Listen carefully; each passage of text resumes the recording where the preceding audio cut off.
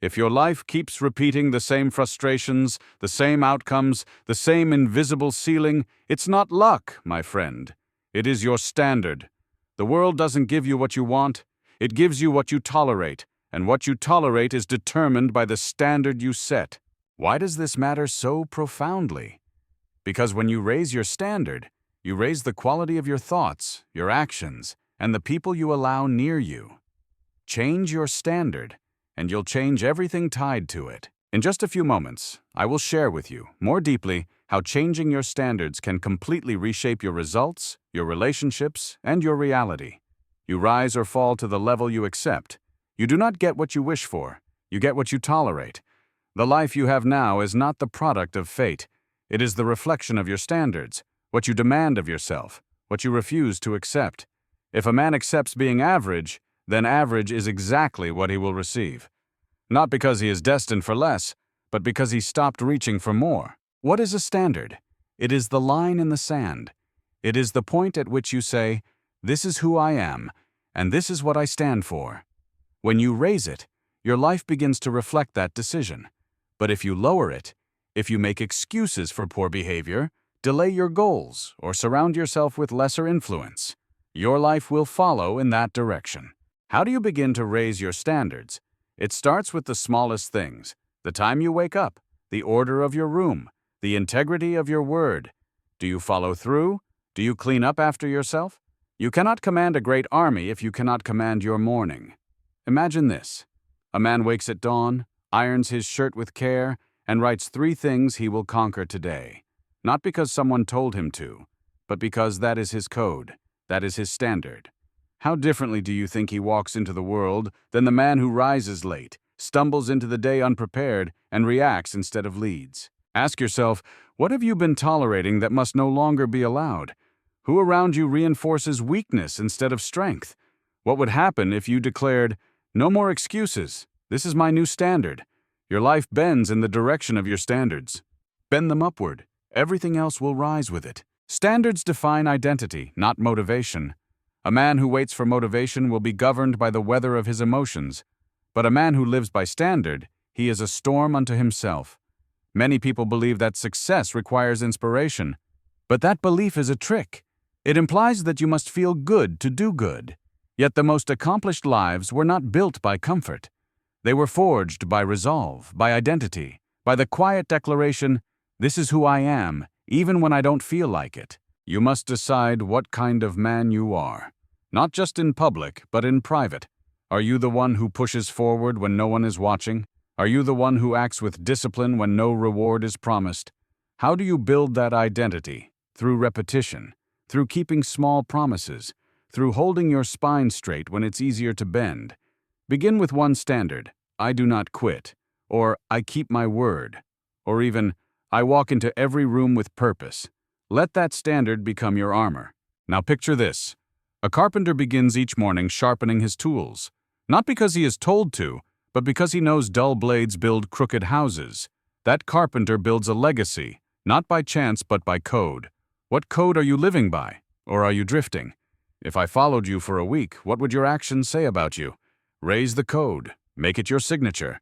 Let no man mistake what you stand for. Change the floor, not the ceiling. Most men focus on raising their goals, the ceiling of what they hope to achieve. But what if the secret was not in raising the top, but raising the bottom? What is the lowest behavior you will accept from yourself? That is the true measure of who you are becoming. You do not rise to your goals. You fall to your rituals. Excellence is not born from ambition alone. It is born from standards so high that even your worst days outmatch another's best. Success belongs to the man whose worst day is still productive, still aligned, still filled with purpose. To elevate your life, raise your floor. Improve what your bad day looks like. Instead of collapsing into laziness, could your lowest point be reflection, writing, preparation? Could your fallback be studying instead of sleeping, speaking with grace instead of anger? Picture a soldier on the field who still polishes his boots, even after marching all day. He does not say, "I am too tired." He says, "This is the standard." What does your worst day look like?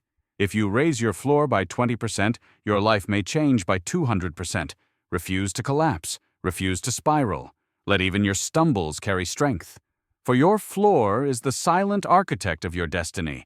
Let's delve deeper into this floor. It's not merely actions, it's a mental state, a minimum level of self-acceptance. When you say, "I will never," and you genuinely adhere to it, you're building a solid foundation. That foundation not only prevents you from falling too low, but also creates an invisible upward thrust.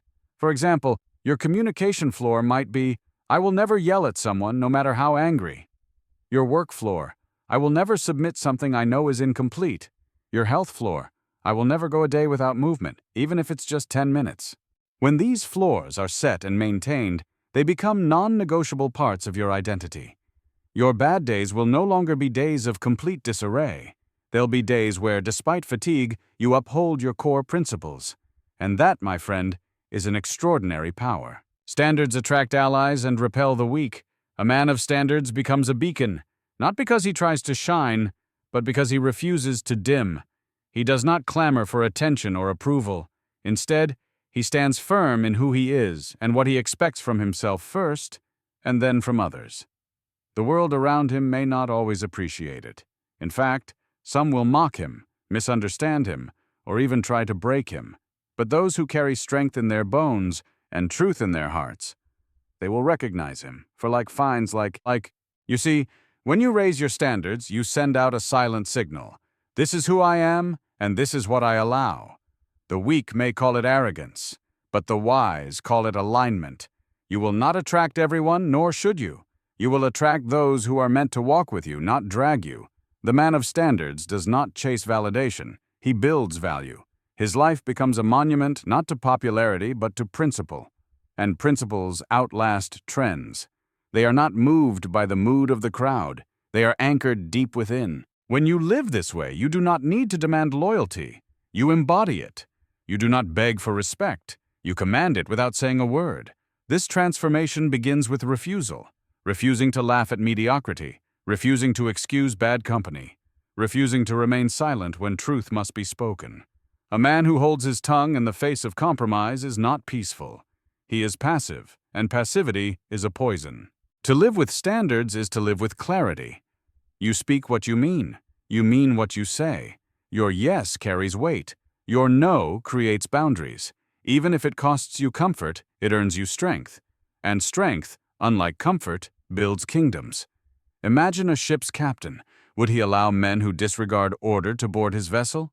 Would he tolerate those who disrespect the code, delay the mission, or jeopardize the journey? The sea is not merciful to the careless. Neither is life. A man of standards chooses his crew not by popularity, but by principle. Look around. Who in your circle is lifting you higher? Who is dragging you backward? What behaviors have you been tolerating that chip away at your strength? What if your standards became the filter through which you rebuilt your world? Here lies the deeper truth. You are not here to blend in. You are here to rise. And when you rise, others see a path they didn't know was possible.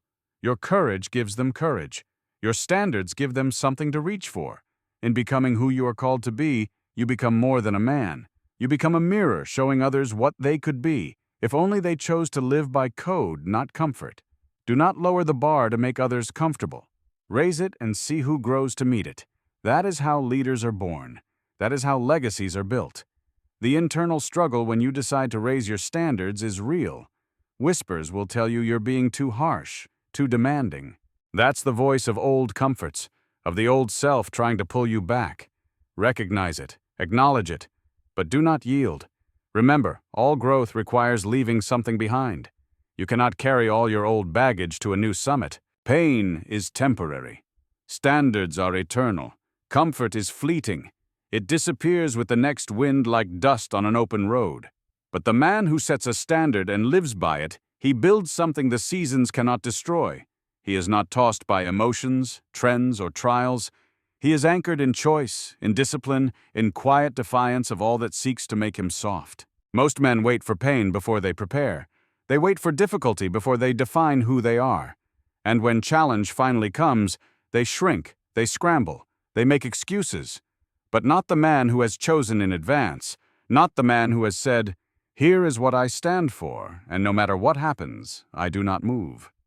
Such a man expects the test.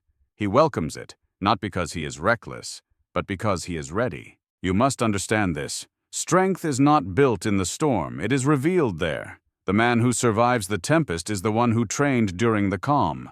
Pain will come, delay will tempt, doubt will whisper. They always do. But these things cannot move the man who has already decided.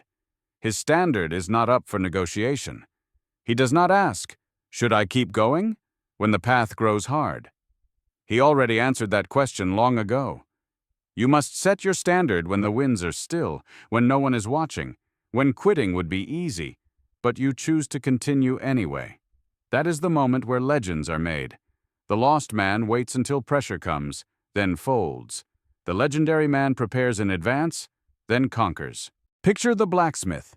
He does not craft weapons in silence and safety. He works in fire. Sparks fly. Iron resists. The hammer is heavy, but he does not complain. He does not stop. Why? Because the blade is worth it. The outcome is greater than the obstacle. What discomfort have you been avoiding? What dream have you delayed because it would require too much of you? Be honest.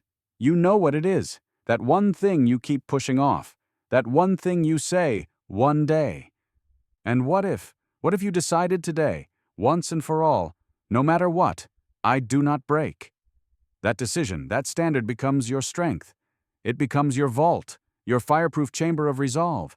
And in it, you store your greatness, your integrity, your grit. Guard it well, feed it daily, and never let the ease of the world steal what only endurance can build. Comfort fades, comfort lies. It tells you to rest when you should rise. It tells you you are safe when you're slipping. But character echoes through time. Long after your name is forgotten by the masses, the fruit of your standards will live on in the lives you touched, the work you did, the legacy you carved with blistered hands and unwavering focus. So I ask you, what are you building? Comfort or character? Because you cannot have both. When you choose character, you choose a harder path, but a more glorious one. Every time you face a choice between what is easy and what is right according to your standard, you are training your spiritual muscle. The discomfort you've been avoiding might be the very gateway to your greatest growth. Don't fear it. See it as a teacher, a challenge to prove who you are. Standards do not limit your life. They lift it. They separate you from the ordinary. They give you a reason to rise when you could lay down. Set yours high. Set them now. And when the storm comes, and it will, you will not flinch. You will act because you have already decided.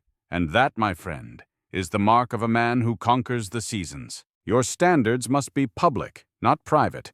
It is easy to say what you believe when no one can hear you. But true standards do not whisper in the dark. They proclaim themselves in the light. A man of real conviction does not keep his principles hidden in journals or silent prayers. No, he walks them out. He wears them like armor. He lets them speak louder than any argument, clearer than any boast. To build silently but live loudly is not arrogance. It is alignment. It is the integrity of a man whose actions echo his values. And in that echo, others hear the truth of who he is. There is no confusion, no misreading. He does not have to convince people of his strength. His consistency does that for him. A hidden standard cannot protect you. It cannot shield you when the winds rise. It cannot guide your steps in chaos, and it certainly can't inspire others to follow. If you keep your values locked away, they will not grow. Worse, you will be tempted to compromise them when life gets heavy, when temptation knocks, when the pressure mounts. But when your standard is declared, when it becomes visible, audible, observable, you are bound to it. And that bond becomes your strength. How do you bring your standards into the light? You live them. You don't just speak them. You declare them through conduct, through discipline, through sacrifice, through showing up when it is hard, holding the line when it is lonely, and staying the course when quitting would feel easier. If you believe in discipline, let it be seen in the way you rise each day, in the way you dress, in the way you honor your commitments. If you value excellence, let it be evident in every detail. How you finish a task, how you treat others, how you prepare, how you recover, especially when no one is watching, especially when no one is clapping. Imagine a teacher walking into a classroom. His shoes are polished, his shirt is crisp, his back is straight. His presence quiets the room, not because he barks commands, but because his very being commands attention. The students do not rise because they fear him. They rise because they respect the standard he has become. His code walks ahead of him, and by doing so, it lifts the entire room. That is what your standard must do. It must walk before you. It must introduce you before you speak. It must remain when you leave the room, not because you shouted it, but because you've lived it. Ask yourself, what would change if those around you knew your standard so clearly, so visibly, that they began to rise to meet it? How would your workplace shift? Your family? Your friendships? What would happen if your integrity was not an idea, but a presence felt, known, undeniable? A hidden principle dies in the dark. It fades, it weakens. But a public one, lived out with dignity and consistency, lives on. It outlasts the applause. It influences without effort. It builds legacies, not just lives. Do not be content with private beliefs. Let your life preach your philosophy. Let your habits be your message. Because the man who lives his code out loud does more than change himself. He transforms the world around him. When you make your standards public, you also create an accountability mechanism for yourself. People who know you, who know what you stand for, will expect you to live up to those standards. This isn't a burden, it's an invisible support system. It helps you hold the line when you might feel weak. Standards must be decided in advance. When the moment of trial comes, it is too late to build your character. It is too late to prepare your values. It is too late to decide what kind of man you are. That moment must have already been chosen in silence, in solitude, in the still hours when no one was watching. The man who tries to think his way through temptation will falter. But the man who has already decided how he will act, he will not. This is the power of predetermined decision. It removes the need for debate. It removes the fog of hesitation. It removes the opening for doubt to creep in. When your actions are already decided, your path is already drawn. There is no gray. There is no internal courtroom filled with arguments and justifications. There is only the clarity of commitment. You must decide now how you will respond when offended. Will you strike back, or will you stand firm in composure? You must decide now how you will behave when tired. Will you cut corners, or will you complete the work with honor? You must decide now what you will never tolerate from yourself, from others, from life. If you do not set your rules, the world will set them for you. And the world does not reward the undecided. It consumes them. It shapes them into what is easy, not what is right. It fills the vacuum of indecision with chaos and compromise. Predetermined decisions are not about control. They are about freedom. The man who already knows what he will do is not bound by impulse. He is not controlled by his circumstances. He walks into every room with the authority of a judge who has already written the law. Picture that judge. Each day he enters the courtroom not to deliberate what justice might be, but to execute what justice is. His laws are written. His standard is established. There is no room for guesswork. Because the law is clear, justice is swift. Because the standard is firm, order prevails. Where in your life have you left decisions open? Where are you still negotiating with your lower self? Where do you say, "I'll decide in the moment," knowing full well that the moment is when you are weakest? The man who decides ahead of time lives in strength. He walks taller. He speaks with certainty. He is trusted because he has first learned to trust himself. But the man who waits lives in weakness. He reacts. He apologizes. He builds nothing lasting because he is always pulled by whatever wind blows. And every day you delay your standards is a day you borrow your life from circumstance. You become a man on loan to the moment, not a master of it. But that can end. It ends with one act: decision. Decide now. Decide who you are. Decide what you do not tolerate. Decide what you rise for and what you never bow to. And once that decision is made, never borrow again. Because a man of predetermined principles cannot be bought, broken, or bullied. He is anchored. He is unshakable. And in a world that bends, he stands. This process of predecision requires deep self-reflection. It's not a one-time task. It's an ongoing process of self-interrogation and reaffirmation. In situation X, how will I act? Where are my boundaries? When you have answers to these questions before they arise, you won't be caught off guard. You won't be swayed by fleeting emotions. Consistency builds power. It is not what you do once that shapes you. It is what you repeat, what you return to day after day, decision after decision. Greatness is not found in rare flashes of brilliance, but in the slow, quiet, determined repetition of discipline. The man who becomes something extraordinary did not get there by accident. He chose it, not once, but 1,000 times. The oak tree does not rise overnight. It grows inch by inch, season by season, pushing roots deeper even when the eye sees nothing. The blacksmith does not forge a blade in one swing. He strikes and strikes, folding steel, applying heat, refining edge. And your life will not transform by a single moment of inspiration. You must practice. You must persist. You must do the right thing long enough for it to become who you are. This is the overlooked truth. Consistency is the hidden engine behind all success. It is not glamorous, it is not loud, but it moves mountains. Consistency builds habit, habit builds confidence, confidence builds identity. And once your identity changes, your future cannot help but follow. A man who shows up every day becomes unbeatable. Not because he is the most gifted, but because he is there when others quit. He does not need motivation, he has momentum. His actions no longer require force. They flow from who he has become. Picture the farmer. He rises each morning and waters the soil day after day, week after week. No sprouts, no praise. His neighbors laugh. They say he's wasting effort. But the farmer is not working for applause. He is working for harvest. And in due season his field will bloom while theirs stand barren. The same is true for you. Are your habits worthy of the future you desire? What are you rehearsing each day? Excellence or excuses? What is your routine building? Resilience or regret? Excellence is not a moment, it is a pattern. It is forged when you do the right thing without needing results to cheer you on. It is born in silence, tested in fatigue, and proven in time. If you wait to feel like it, you will never master it. If you wait for conditions to be perfect, you will never begin. Set a standard you can repeat, something clear, something small enough to begin, yet strong enough to grow. Then repeat it until your body does it without asking, until your mind stops resisting, until your environment adjusts to follow your example. Remember this: consistency does not merely change what you do, it changes what you believe about yourself. Each repetition is a vote for the man you are becoming. Each act of discipline is a brick laid in the foundation of your character. You do not need to be perfect, you need to be persistent.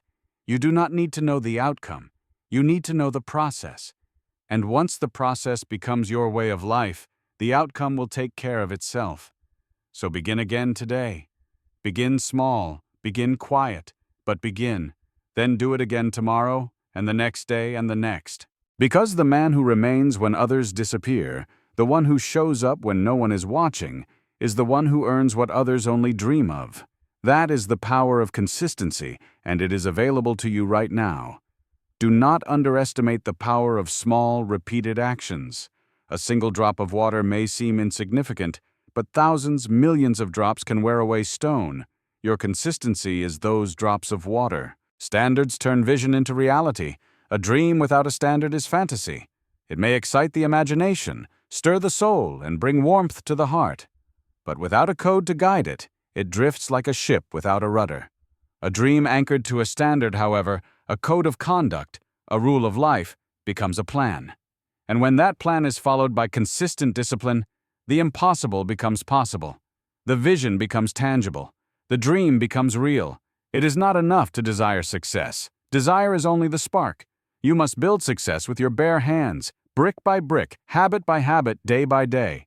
And the material you build with is your standards. Standards shape how you speak, how you work, how you rise from failure. Vision paints the picture, yes, but it is your standard that holds the brush steady. Without it, your strokes wander. Your momentum fades. Without standards, ambition withers under pressure. It dissolves under fatigue. It becomes a whisper instead of a roar. But when a man has a standard, the distant becomes reachable. The overwhelming becomes orderly. The mountain becomes a path, because he is not relying on emotion. He is relying on a code. A clear vision tied to a non-negotiable standard becomes a force of nature. You cannot stop a man who has both direction and discipline. His feet are guided by purpose, and his hands are trained by repetition.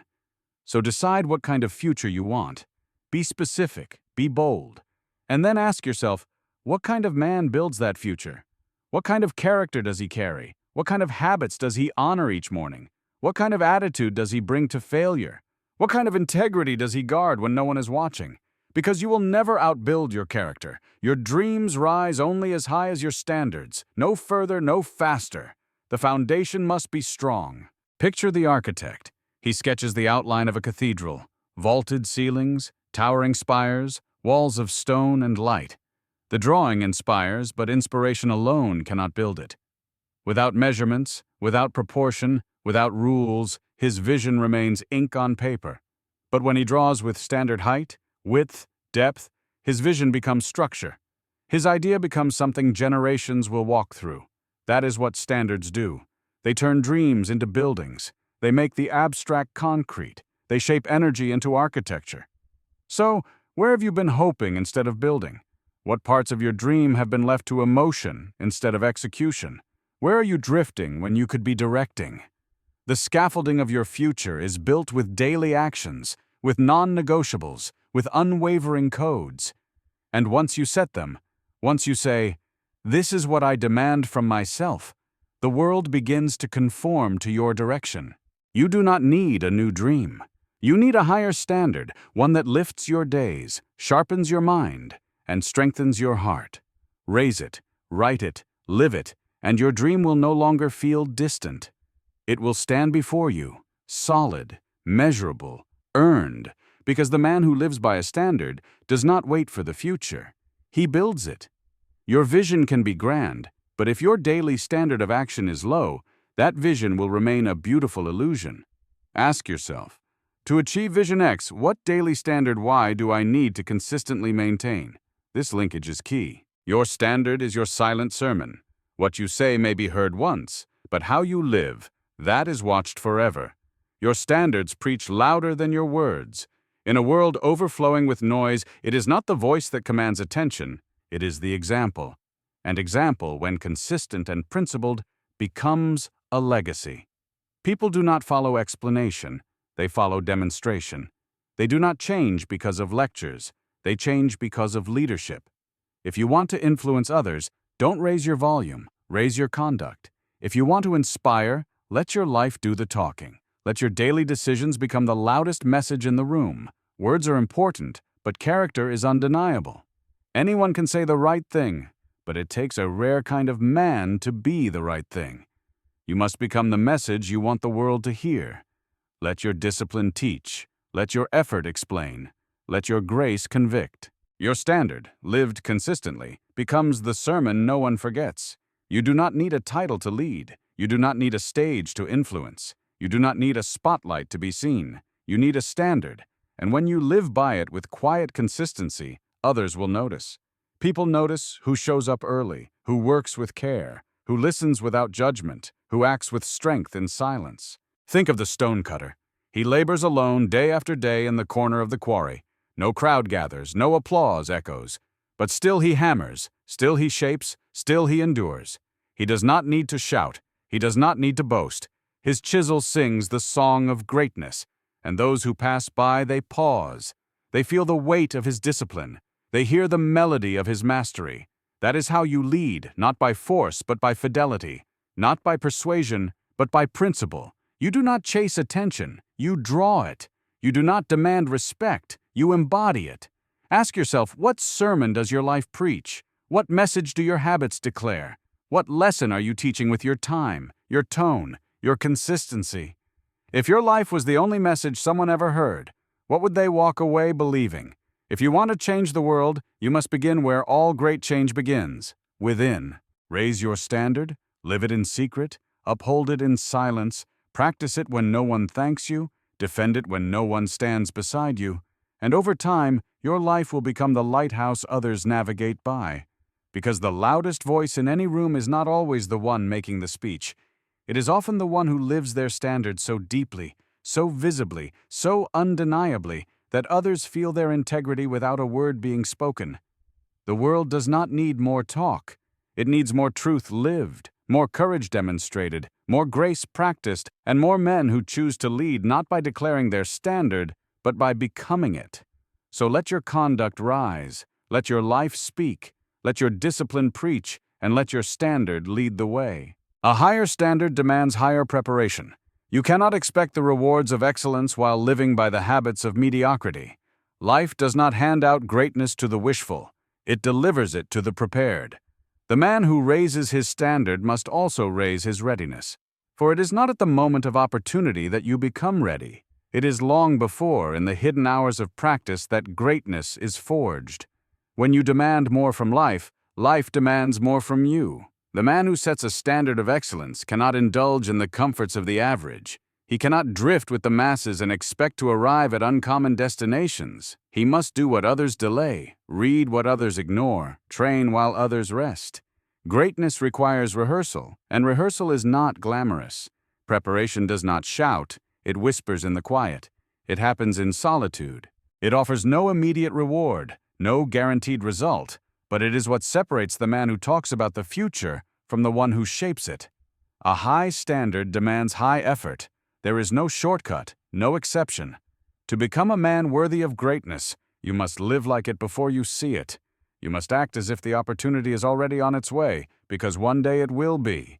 And when it comes, you will either rise with readiness or shrink with regret. Imagine a violinist, tucked away in a modest room. Day after day he practices. No crowd, no camera, only the strings, the bow, and his discipline. His fingers bleed, his mind tires, yet he returns again and again. And then, one night, the stage is his, and he does not freeze. He flows because he paid his price in private. Preparation is the hidden down payment on visible success. It is the training done in obscurity that wins the war in the light. It is the standard honored when no one is watching that allows a man to lead when all eyes are on him. So ask yourself, where are you unprepared for the life you say you want? What area have you left to chance, to luck, to future you? What would change if you trained every day like the opportunity was already en route, not as a question of if, but a certainty of when? Excellence does not wait for you to catch up.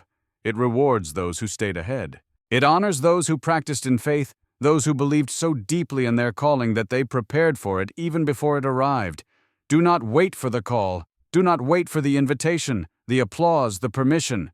Prepare as if the call is coming. Prepare as if the door will open tomorrow. Prepare as if your future self is depending on your present discipline, because he is.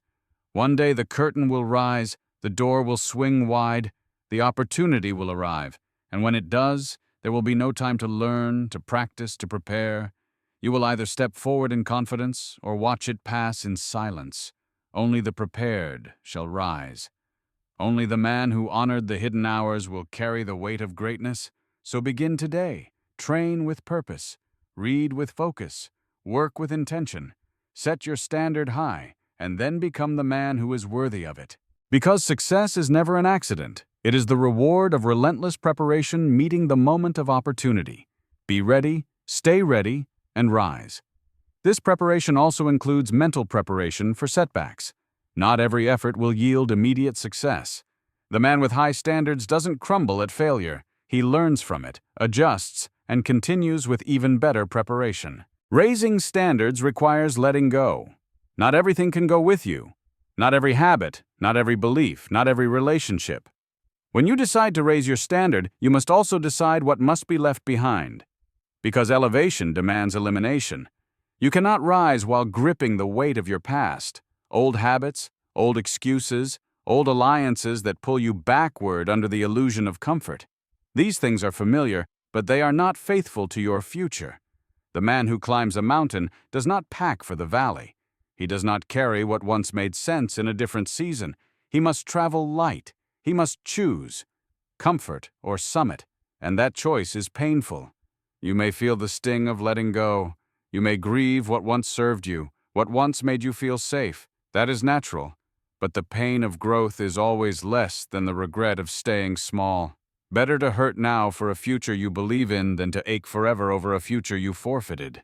You must inspect your life like a shipwright checks a vessel before the voyage. What routines are weighing you down? What daily actions steal your time, blur your clarity, strip your self-respect? What friendships keep you comfortable but not committed to your calling? Who speaks to the weakest part of you instead of your highest possibility? This is the hard truth.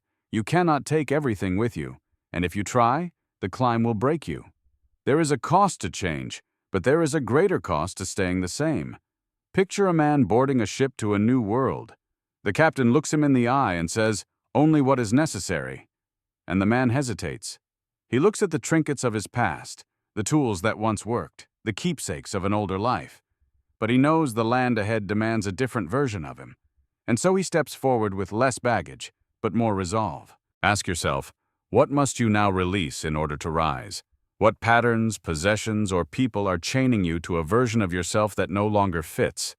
Growth is not just about adding, it is about subtracting. Before your life multiplies, it must simplify. Before your future expands, your present must be pruned. Raise your standard, then remove what does not meet it. Speak it, live it, and let it cleanse your environment. Because your standard is not just what you accept, it is also what you reject. This is not cruelty, this is clarity. You are not abandoning your past. You are honoring your future. You are making space for the man you are becoming. And that requires courage. Courage to say, "This no longer serves me." Courage to say, "This no longer reflects me." Courage to say, "I love you, but I must grow." Because your destiny cannot be reached in the company of compromise. It is not found in old cycles. It is found in new strength.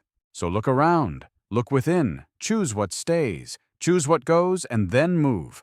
Move lighter, move faster, move with vision. Let your journey be your testimony, not of what you carried, but of what you were willing to let go.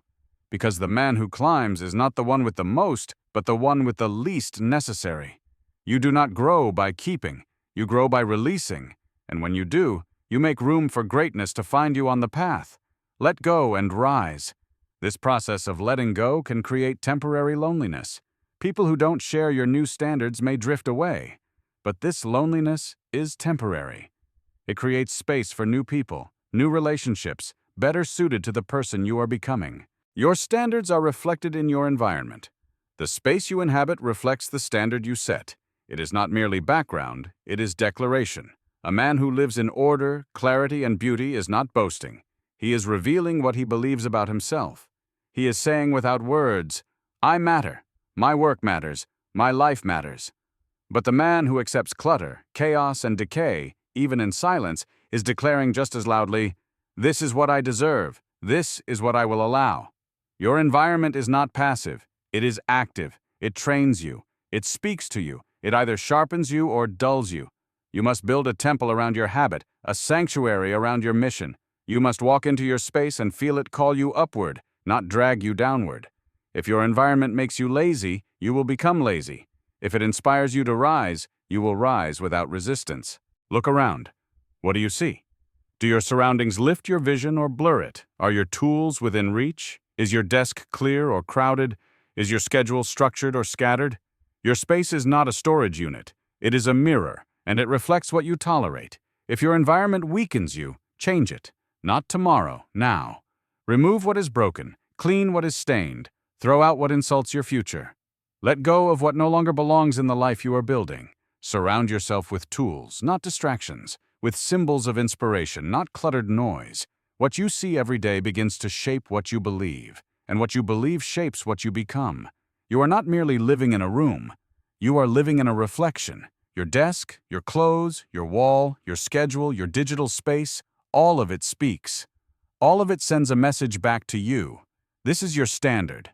And do they shout excellence or whisper apathy? Do they pull you forward or weigh you down? If someone walked into your life unannounced and judged your seriousness by your space, what would they conclude?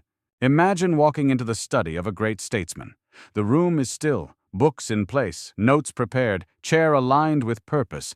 No distraction, no chaos, only the quiet order of a man who takes himself seriously. He has not said a word, but already you trust him. Already you know this man is going somewhere. What does your space say about your seriousness?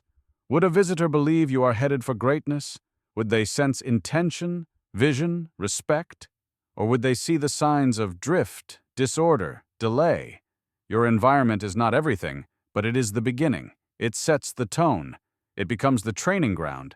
And soon, what surrounds you begins to shape what flows through you. If you want to write clearly, sit in clarity. If you want to think deeply, sit in order. If you want to act boldly, surround yourself with bold reminders. Raise your environment to match your future. Let every wall, every object, every corner bear witness to your standard. Walk into your space and feel it whisper, "Rise." Because what you allow around you does not stay around you. It enters you, it forms you, and it either pushes you forward or holds you back. Choose today what stays, what goes, what must be elevated. Make your space a sermon, a signal, a standard, and watch what changes inside you the moment you do. Environment also includes the people you spend time with. If those around you constantly complain, make excuses, and accept mediocrity, that energy will affect you, consciously or not. Choose deliberately who uplifts your standards. Standards are the foundation of self-respect. A man cannot respect himself if he breaks his own word. Every time you violate your standard, every time you say one thing and do another, you chip away at your inner command. Slowly, quietly, the voice within you grows weak, and with it your power to lead, to act, to believe. Self-respect is not built on compliments or applause. It is built on consistency. It is not given by the world. It is earned in silence. It is forged in the decisions you make when no one else is looking. And it is one of the rarest forms of wealth a man can carry. To walk into a room with quiet confidence. To hold your head high, not because you are better than anyone, but because you are living by a code you refuse to abandon. To look in the mirror and see not perfection, but alignment. That is the reward of a standard kept. When you begin to value your own standard, others will too. But the opposite is also true. If you bend to pressure, if you abandon your line when challenged, if you choose ease over integrity, your influence dissolves. People may still hear your words, but they will no longer believe them. They may still smile in your presence, but they will not follow you. A man without self-respect becomes a man without authority, first with himself, then with the world. Picture a builder laying stone for a great structure. No audience, no fanfare, just stone, mortar, and care. He sets each piece with precision. He measures twice. He aligns every edge, not because someone is watching, but because he is. And decades later, the structure still stands. Not because others praised it, but because he refused to cut corners. That same integrity must live in you. Every choice you make is a stone in the foundation of your life.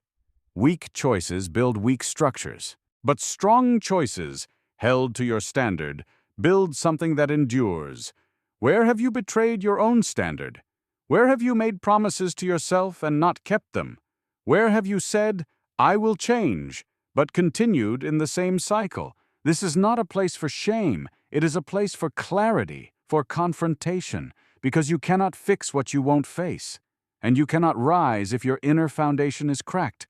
What would it feel like to reclaim your standard fully without apology? What would it feel like to say, "This is who I am, this is what I expect, and this is what I do," regardless of praise, pressure, or convenience? You do not need anyone else to approve of your path, but you must earn your own respect.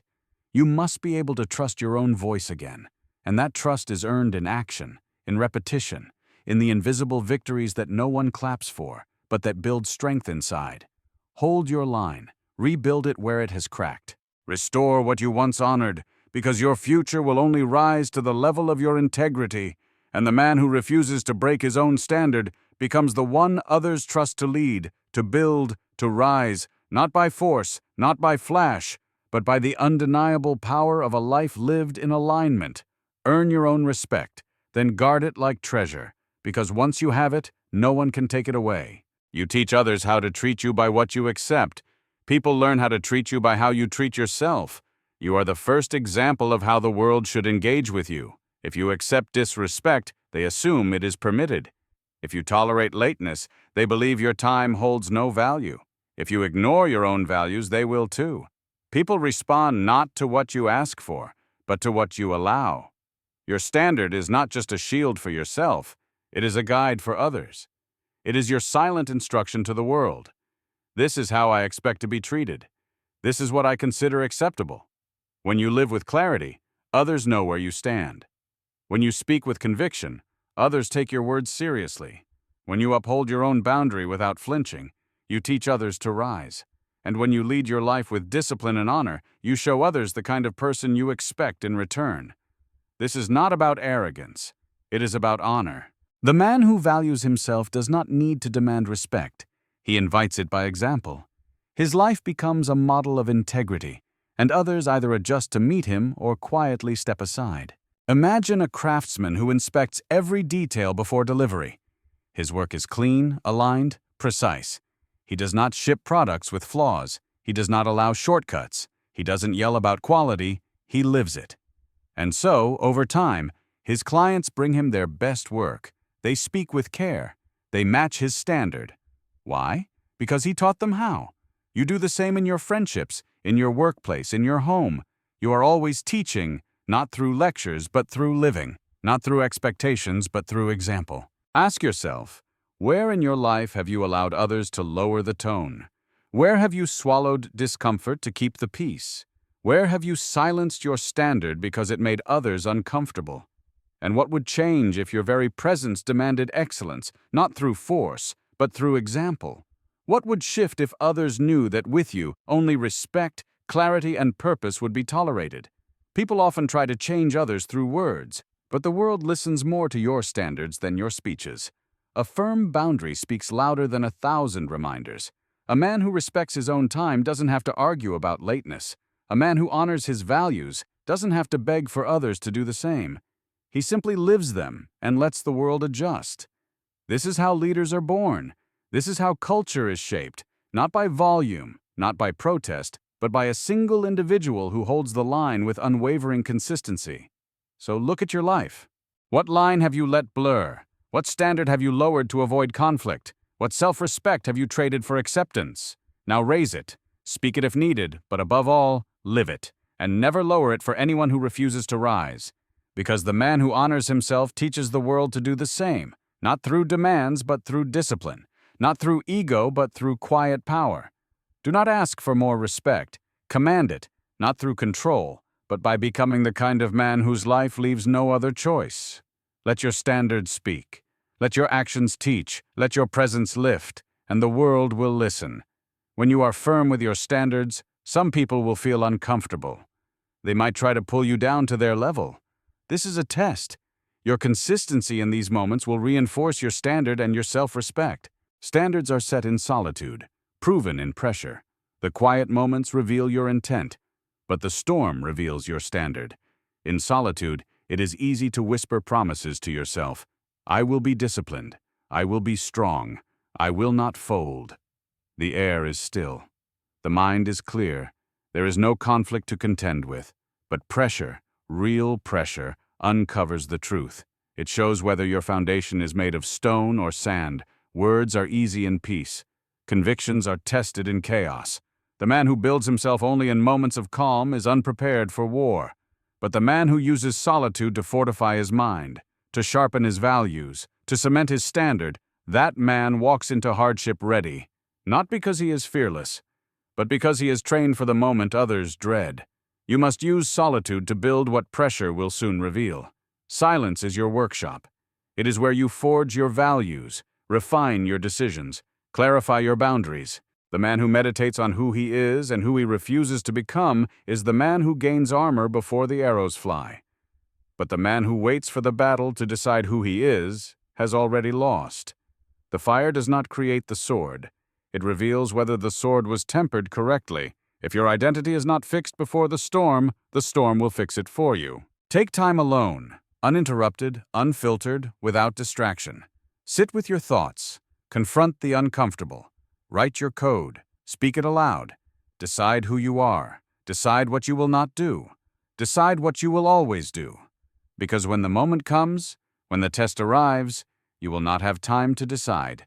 You will only have time to act. Imagine a general who studies the terrain long before the army marches. He walks the land in silence. He maps every hill, every valley, every weakness. He imagines the attack before it arrives. And when the enemy comes, he is not surprised. He is not scrambling. He is ready, not because he is lucky, but because he was silent before he was strong. The same is true for you. Are you building in quiet, or are you waiting for chaos? Are you preparing, or are you gambling? Are you setting your standard in stillness, Or are you hoping to remember it in crisis? Do not let the crowd define your code. Do not wait until the pressure mounts to find your strength. Set your standard in solitude. Carve it deep. Then let the furnace prove it. Because hardship is not the time to question who you are. It is the time to demonstrate who you already decided to be. Let silence be your teacher. Let discipline be your friend. Let solitude become the sacred place where your identity is not invented, but uncovered. And when the storm comes, when the voices rise, when the world shakes, stand firm, not because you are unshaken, but because you were forged for this. Remember this: a man who prepares in quiet walks with power in chaos. A man who waits for chaos to shape him is not a man, he is a leaf in the wind. So choose the rock, choose the silence. Choose to set your standard before the storm, and when the test comes, pass it without fear, because you are not reacting, you are revealing, and the world will see what was built when no one else was watching. In those moments of solitude, be honest with yourself. Where are the weaknesses you need to strengthen? Where are the values you need to ingrain even deeper? This self-awareness is the first step to building an unshakable standard. Standards build legacy beyond a lifetime. You do not live for yourself alone. Your choices echo beyond your years. Your habits shape more than your days. You live for the echo of your name, the trail of your example, the weight of your decisions upon the lives that follow. Whether you acknowledge it or not, your life sends ripples into the future. A man who raises his standard does not just elevate his own story. He alters the stories of those around him and those yet to come. His courage becomes another man's blueprint. His self-discipline becomes another man's conviction. His boundaries become another man's mirror. Children watch, students listen, workers observe, strangers absorb. They mimic your energy, your language, your standard, and over time they inherit the quality of what you tolerate. Legacy is not built on fame. It is not measured in applause or wealth or titles. Legacy is built on principles. Principles lived and repeated so often, they become the unseen architecture of families, communities, cultures. Legacy is built when you choose what is right over what is easy, not once, but again and again, until your name stands for something, even when your voice is no longer heard. Ask yourself, what habits are you passing down without knowing? What examples are you setting when no one seems to be watching? Because someone always is. And what silent message does your life deliver to those behind you? Is it a message of compromise or conviction, of comfort or character, of delay or discipline? You may not see the full reach of your influence, but that does not mean it is small. Influence is often invisible, but it is never insignificant. Imagine a craftsman whose tools are passed down through generations, each chisel worn by discipline, each hammer weighted by precision. He is long gone, but his signature remains in the wood. His process becomes tradition. His standard becomes legend, not because he sought legacy, but because he sought excellence. That can be you. Your name can mean something more than biology. It can mean purpose, order, honor, strength. But only if you build that meaning, brick by brick, day by day, choice by choice. You don't have to speak loudly to create legacy. You have to live clearly. You have to lead yourself with such consistency that others instinctively rise in your presence. You must be the reference point for what is possible. Because legacy is not about being remembered. It is about being repeated. It is about what others choose to carry forward because they saw it lived in you. So raise your standard and raise generations. Be the example you never had. Be the voice of wisdom in a world of noise. Be the man whose life becomes a compass for others to follow. Do not chase influence, earn it. Do not seek fame, build meaning. Live in such a way that your discipline outlives your days, that your principles find breath in the lives of others. And one day, long after you are gone, when your name is spoken, let it not just be remembered, let it be revered.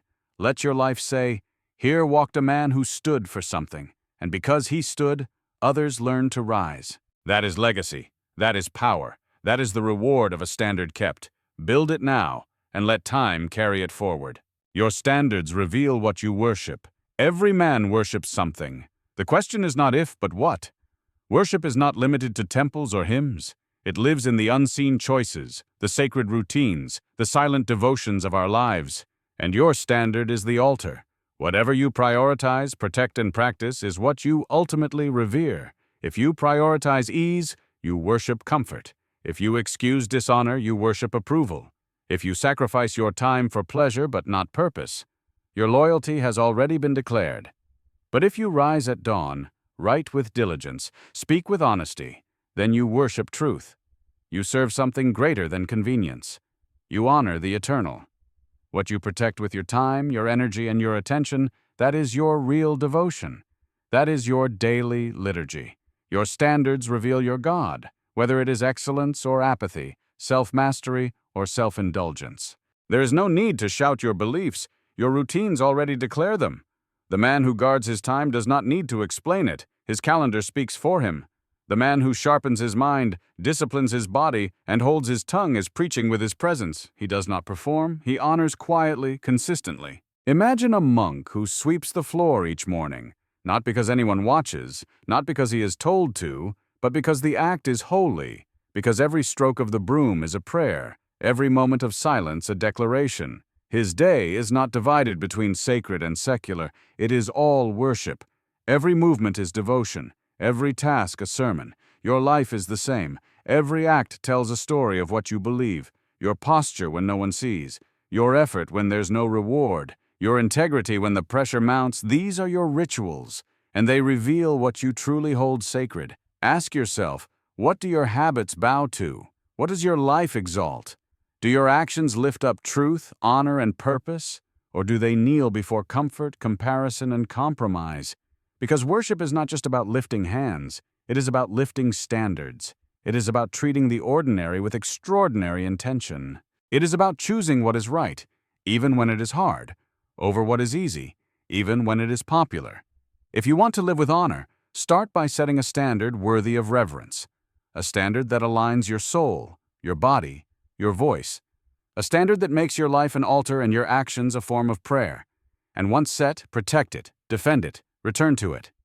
Not out of fear, but out of devotion.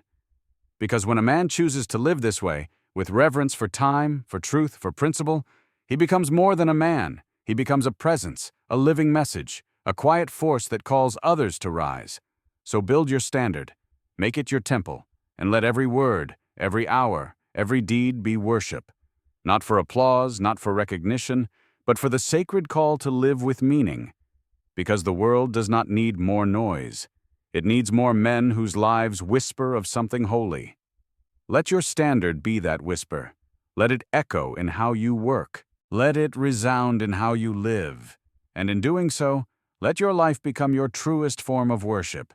This ending is not a conclusion, but an ongoing invitation to action. Each day is a new opportunity to live by the standard you have chosen, to reinforce it, to make it even stronger.